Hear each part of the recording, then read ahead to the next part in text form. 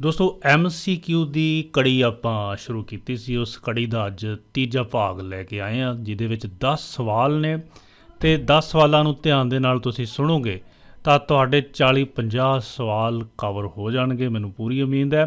ਤੇ ਜੇ ਤੁਸੀਂ ਮੇਰੀਆਂ ਵੀਡੀਓਜ਼ ਜਿਹੜੀਆਂ ਕਿ ਵਿਸ਼ਾ ਵਾਈਜ਼ ਸਿਲੇਬਸ ਦੇ ਆਧਾਰ ਦੇ ਉੱਤੇ 10 ਵੀਡੀਓ ਸੀਗੀਆਂ, ਜੇ ਨਹੀਂ ਵੇਖੀਆਂ ਤੇ ਸੀਟੈਕ ਪੰਜਾਬੀ ਦੇ ਉੱਤੇ ਜਾ ਕੇ ਤੁਸੀਂ ਉਹ ਵੇਖ ਸਕਦੇ ਹੋ।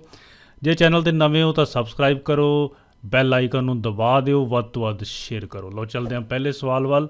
ਪਹਿਲਾ ਸਵਾਲ ਹੈ, we should use a command to save an existing file with new name at the new location।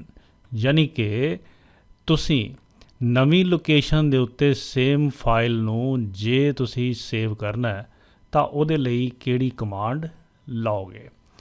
ਤਾਂ ਦੋਸਤੋ ਉਹਦੇ ਲਈ ਆਪਸ਼ਨ A ਹੈ ਸੇਵ ਐਜ਼, ਆਪਸ਼ਨ B ਹੈ save and replace, third is save and D ਹੈ ਸਾਡੇ ਕੋਲ new file. Correct answer ਸਾਡੇ ਕੋਲ ਇੱਥੇ ਹੋਏਗਾ ਸੇਵ ਐਜ਼। ਜਦੋਂ ਤੁਸੀਂ ਫਾਈਲ ਮੈਨੂ ਦੇ ਵਿੱਚ ਜਾ ਕੇ ਖੋਲ੍ਹਦੇ ਹੋ ਕਮਾਂਡਸ ਨੂੰ ਤਾਂ ਸਾਡੇ ਕੋਲ ਇੱਕ ਕਮਾਂਡ ਸੇਵ ਮਿਲਦੀ ਹੈ, ਦੂਸਰੀ ਸੇਵ ਐਜ਼ ਮਿਲਦੀ ਹੈ। ਸੋ ਸੇਵ ਕਮਾਂਡ ਦੇ ਨਾਲ ਤਾਂ ਤੁਸੀਂ ਐਗਜ਼ਿਸਟਿੰਗ ਡਾਕੂਮੈਂਟ ਨੂੰ ਅਪਡੇਟ ਕਰ ਦਿੰਦੇ ਹੋ ਅਤੇ ਸੇਵ ਹੋ ਜਾਂਦਾ। ਬਟ ਜੇ ਤੁਸੀਂ ਉਹੀ ਸੇਮ ਫਾਈਲ ਨੂੰ ਨਵੇਂ ਨਾਮ ਦੇ ਨਾਲ ਤੁਸੀਂ ਉਸੇ ਲੋਕੇਸ਼ਨ ਦੇ ਉੱਤੇ ਸੇਵ ਕਰਨਾ ਹੈ, ਜਾਂ ਉਸੇ ਸੇਮ ਫਾਈਲ ਨੂੰ ਤੁਸੀਂ ਕਿਤੇ ਨਵੀਂ ਲੋਕੇਸ਼ਨ ਦੇ ਉੱਤੇ ਸੇਵ ਕਰਨਾ ਹੈ, ਤਾਂ ਉਹਦੇ ਲਈ ਤੁਹਾਨੂੰ ਸੇਵ ਐਜ਼ ਕਮਾਂਡ ਦਾ ਇਸਤੇਮਾਲ ਕਰਨਾ ਪਏਗਾ। ਲਓ ਚੱਲਦੇ ਹਾਂ ਸੈਕਿੰਡ ਕੁਐਸਚਨ ਵੱਲ। ਦੂਸਰਾ ਸਵਾਲ ਹੈ, computer components are cooled by. ਜਿਹੜੇ ਕੰਪਿਊਟਰ ਦੇ ਵਿੱਚ ਆਪਾਂ ਦੇਖਦੇ ਹਾਂ ਮਦਰਬੋਰਡ ਹੈ, ਸਾਰੇ ਕੰਪੋਨੈਂਟਸ ਲੱਗੇ ਹੋਏ ਨੇ, ਉਹਨਾਂ ਨੂੰ ਕੌਣ ਠੰਡਾ ਰੱਖਦਾ ਹੈ, ਕੂਲ ਰੱਖਦਾ ਹੈ? Option A fan, B power supply, C UPS ਅਤੇ D ਮੋਨੀਟਰਸ। ਸੋ ਸਭ ਨੂੰ ਕਲੀਅਰ ਪਤਾ ਹੈ ਕਿ ਫੈਨ ਜਿਹੜੇ ਨੇ ਉਹ ਇਹਨੂੰ ਕੂਲ ਰੱਖਦੇ ਨੇ। ਫੈਨ ਨੂੰ ਅਸੀਂ ਇੱਥੇ ਕੂਲਿੰਗ ਫੈਨ ਵੀ ਕਹਿੰਦੇ ਹਾਂ, ਕੂਲਿੰਗ ਫੈਨ। ਅਤੇ ਯਾਦ ਰੱਖਣਾ ਹੈ ਸਾਡੇ CPU ਦੇ ਵਿੱਚ, ਕੈਬਨਟ ਦੇ ਵਿੱਚ 2 ਕੂਲਿੰਗ ਫੈਨ ਲੱਗੇ ਹੁੰਦੇ ਨੇ। ਪਹਿਲਾ ਸਾਡੇ ਕੋਲ ਸਿਸਟਮ ਫੈਨ ਹੁੰਦਾ, ਜਿਹੜਾ ਕਿ CPU ਦੇ ਮਗਰਲੇ ਪਾਸੇ ਲੱਗਿਆ ਹੁੰਦਾ, ਜਿਹਨੂੰ ਤੁਸੀਂ ਮਹਿਸੂਸ ਕਰ ਸਕਦੇ ਹੋ, ਹਵਾ ਬਾਹਰ ਚੱਟਦਾ। ਔਰ ਦੂਸਰਾ ਜਿਹੜਾ ਫੈਨ ਹੈ ਉਹ ਪ੍ਰੋਸੈਸਰ ਦੇ ਉੱਤੇ ਸਾਡੇ CPU ਦੇ ਉੱਪਰ ਲੱਗਿਆ ਹੁੰਦਾ ਹੈ। ਬਟ ਜਿਹੜਾ UPS ਹੈ ਉਹਦਾ ਕੂਲਿੰਗ ਦੇ ਨਾਲ ਕੋਈ ਸੰਬੰਧ ਨਹੀਂ ਹੈ, ਸਗੋਂ ਇਹਦਾ ਜਿਹੜਾ ਕੰਮ ਹੈ ਉਹ ਬਿਲਕੁਲ ਕਲੀਅਰ ਹੈ। ਅਨਟਰਪਟੇਬਲ ਪਾਵਰ ਸਪਲਾਈ ਹੈ, ਜਿਹੜੀ ਕਿ ਸਪਲਾਈ ਨੂੰ ਲਗਾਤਾਰ ਦਿੰਦੀ ਹੈ। ਇਹਦੇ ਵਿੱਚ ਬੈਟਰੀ ਹੁੰਦੀ ਹੈ ਜਿਹੜੀ ਸਾਨੂੰ ਬਿਜਲੀ ਦੇ ਜਾਣ ਦੇ ਉੱਤੇ ਮਦਦ ਕਰਦੀ ਹੈ, ਫਾਈਲਾਂ ਨੂੰ ਸੇਵ ਹੋਣ ਦੇ ਲਈ, ਸਾਨੂੰ ਕੁਝ ਬੈਕਅਪ ਦੇ ਲਈ ਸਮਾਂ ਦੇ ਦਿੰਦੀ ਹੈ। ਲਓ ਚੱਲਦੇ ਹਾਂ ਤੀਜੇ ਸਵਾਲ ਵੱਲ। Third question is, you can use dash and dash to copy and cut the selected text.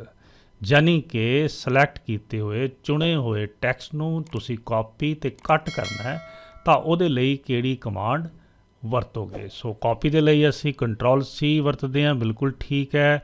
B option ਵੀ ਦੇਖੀਏ ਤਾਂ ਠੀਕ ਹੈ, ਪਰ ਜੇ ਕੱਟ ਦੀ ਗੱਲ ਕਰੀਏ ਤਾਂ ਕੱਟ ਦੇ ਲਈ Ctrl+X ਯੂਜ਼ ਕਰਦੇ ਹਾਂ। ਤਾਂ ਮਤਲਬ option A is correct option. ਬਾਕੀ ਆਪਸ਼ਨ ਇੱਥੇ ਸਾਡੇ ਕੋਲੇ ਗਲਤ ਹੋ ਜਾਂਦੀਆਂ ਨੇ, ਤੁਸੀਂ ਦੇਖ ਰਹੇ ਹੋ।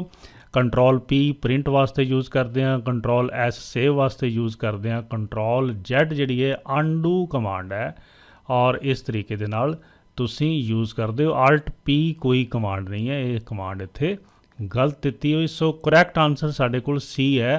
ਅਤੇ ਯਾਦ ਰੱਖਣਾ ਹੈ ਸਾਰੇ ਕੀਬੋਰਡ ਸ਼ਾਰਟਕਟ ਧਿਆਨ ਨਾਲ ਯਾਦ ਕਰ ਲੈਣੇ ਨੇ। ਚੌਥਾ ਨੰਬਰ ਸਵਾਲ ਹੈ ਜੀ, ਆ ਰੈਡ ਵੇਵੀ ਲਾਈਨ ਅੰਡਰ ਆ ਵਰਡ ਇੰਡੀਕੇਟ ਦਾ ਡੈਸ਼।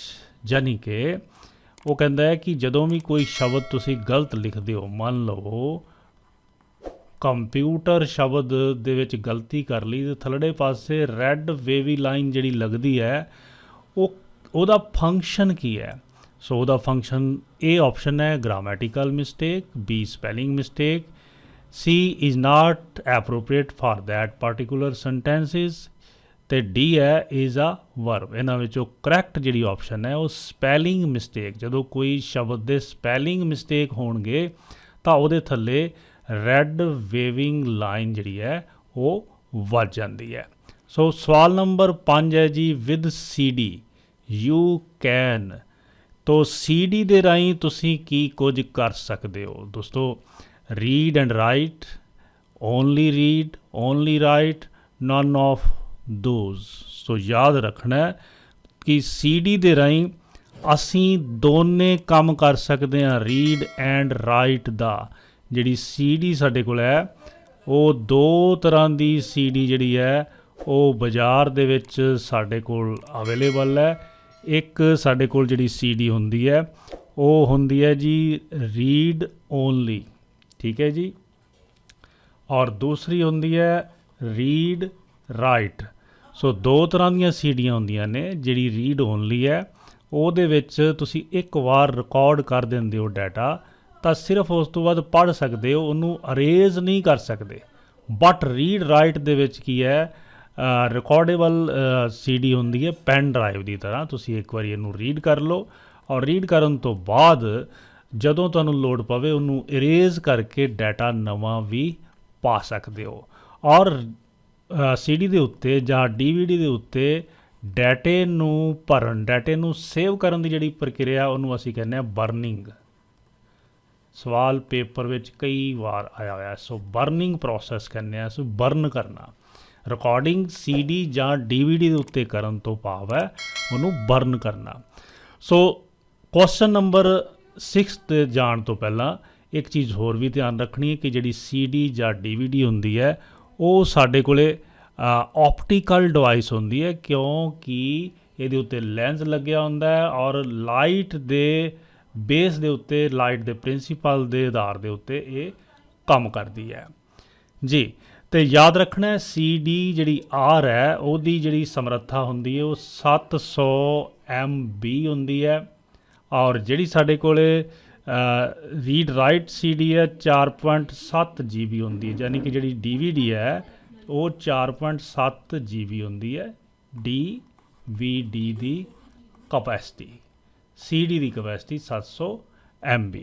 ਸੋ ਸਵਾਲ ਨੰਬਰ 6 ਦੇ ਉੱਤੇ ਜਾਂਦੇ ਆ। Dash is a location based service in ਵਿਚ an app uses GPS, RFID, wifi ਔਰ ਸੈਲੂਲਰ ਫੋਨ। ਕਹਿੰਦੇ ਕਿ ਕਿਹੜੀ ਲੋਕੇਸ਼ਨ ਬੇਸ ਸਰਵਿਸ ਆਪਾਂ ਯੂਜ਼ ਕਰਦੇ ਹਾਂ ਜਿਹਦੇ ਵਿੱਚ ਗਲੋਬਲ ਪੋਜੀਸ਼ਨਿੰਗ ਸਿਸਟਮ ਯੂਜ਼ ਕੀਤਾ ਜਾਂਦਾ ਹੈ, ਰੇਡੀਓ ਫ੍ਰੀਕੁਐਂਸੀ ID ਯੂਜ਼ ਕੀਤੀ ਜਾਂਦੀ ਹੈ ਔਰ ਵਾਈਫਾਈ ਅਤੇ ਜਾਂ ਸੈਲੂਲਰ ਫੋਨ ਯੂਜ਼ ਕੀਤਾ ਜਾਂਦਾ ਹੈ। ਤੁਹਾਨੂੰ ਯਾਦ ਹੋਣਾ ਕਿ ਪਿਛਲੀਆਂ ਵੀਡੀਓਜ਼ ਦੇ ਵਿੱਚ ਅਸੀਂ ਇੱਕ ਲੈਸਨ ਕੀਤਾ ਸੀਗਾ GPS ਐਂਡ ਜੀਓ ਫੈਂਸਿੰਗ। ਸੋ ਇਹ ਜੀਓ ਫੈਂਸਿੰਗ ਦਾ ਸਵਾਲ ਹੈ, ਯਾਨੀ ਕਿ ਫੈਂਸ ਕਰ ਦੇਣਾ ਇੱਕ ਏਰੀਏ ਨੂੰ। ਸੋ ਉਸ ਏਰੀਏ ਨੂੰ ਫੈਂਸ ਕਰਕੇ ਅਸੀਂ GPS, RFID, wifi, cellular phone ਦਾ ਇਸਤੇਮਾਲ ਕਰਦੇ ਹਾਂ। So B option is correct option, geo fencing. So ਨਾ ਤਾਂ ਇਹਦੇ ਵਿੱਚ ਲੋਕੇਸ਼ਨ ਟਰੇਸਰ ਆਏਗਾ, ਨਾ ਗੂਗਲ ਮੈਪ ਆਏਗਾ, ਨਾ ਗੂਗਲ ਅਰਥ ਆਏਗਾ। ਹਾਲਾਂਕਿ ਜਿਹੜਾ ਗੂਗਲ ਮੈਪ ਅਤੇ ਗੂਗਲ ਅਰਥ ਹੈ ਇਹ ਜੀਓ ਫੈਂਸਿੰਗ ਦੀਆਂ ਸਾਡੇ ਕੋਲ ਐਪਲੀਕੇਸ਼ਨਸ ਨੇ। ਸਵਾਲ number 7, debugging tool are there to debug error. So debugging ਸ਼ਬਦ ਜਾਂ ਡੀਬਗ ਜਿਹੜਾ ਹੈ ਤੁਹਾਡੇ ਲਈ ਨਵਾਂ ਹੋਏਗਾ। ਯਾਦ ਰੱਖਣਾ ਹੈ ਜਦੋਂ ਵੀ ਕੋਈ ਪ੍ਰੋਗਰਾਮਰ ਕੰਪਿਊਟਰ ਦੇ ਵਿੱਚ ਕੋਡ ਲਿਖਦਾ ਹੈ, ਕੰਪਿਊਟਰ ਦੇ ਵਿੱਚ ਪ੍ਰੋਗਰਾਮਿੰਗ ਲੈਂਗੁਏਜ ਲਿਖਦਾ ਹੈ, ਤਾਂ ਉਹ ਜਿਹੜੀਆਂ ਸੈੱਟ ਆਫ ਇੰਸਟਰਕਸ਼ਨਸ ਲਿਖਦਾ ਹੈ ਲਾਈਨ ਦਰ ਲਾਈਨ, ਜੇ ਕਿਤੇ ਪ੍ਰੋਗਰਾਮ ਦੇ ਵਿੱਚ ਕੋਈ ਐਰਰ ਆ ਜਾਏ, ਐਰਰ, ਉਸ ਐਰਰ ਨੂੰ ਅਸੀਂ ਬੱਗ ਕਹਿੰਦੇ ਹਾਂ, BUG ਬੱਗ।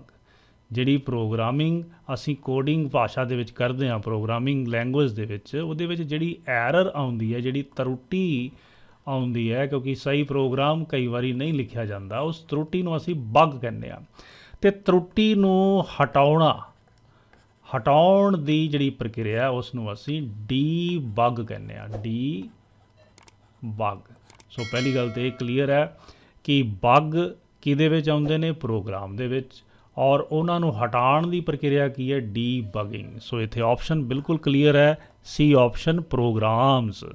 ਸੋ ਡੀਬਗਿੰਗ ਟੂਲ ਕਿੱਥੇ ਯੂਜ਼ ਕੀਤਾ ਜਾਂਦਾ ਹੈ, ਪ੍ਰੋਗਰਾਮਸ ਦੇ ਵਿੱਚ, ਕੰਪਾਈਲਰ ਦੇ ਵਿੱਚ ਨਹੀਂ, ਲੋਡਰ ਦੇ ਵਿੱਚ ਨਹੀਂ, ਲੈਂਗੁਏਜ ਦੇ ਵਿੱਚ ਨਹੀਂ। ਯਾਦ ਕਰਨਾ ਹੈ, ਕੰਪਾਈਲਰ ਹਾਈ ਲੈਵਲ ਲੈਂਗੁਏਜ ਨੂੰ ਮਸ਼ੀਨ ਲੈਂਗੁਏਜ ਦੇ ਵਿੱਚ ਬਦਲ ਦਿੰਦੇ ਨੇ। ਜਿਹੜੇ ਸਾਡੇ ਕੋਲ ਲੋਡਰ ਹੁੰਦੇ ਨੇ ਜਾਂ ਹੋਰ ਜਿਹੜੇ ਪ੍ਰੋਗਰਾਮ ਨੇ ਉਹਨਾਂ ਦਾ ਇਸਤੇਮਾਲ ਹੋਰ ਕੰਮਾਂ ਦੇ ਲਈ ਕੀਤਾ ਜਾਂਦਾ ਹੈ। ਆਪਸ਼ਨ ਨੰਬਰ 8 ਹੈ ਜੀ, we can dash when the power hungry components are put in Idol.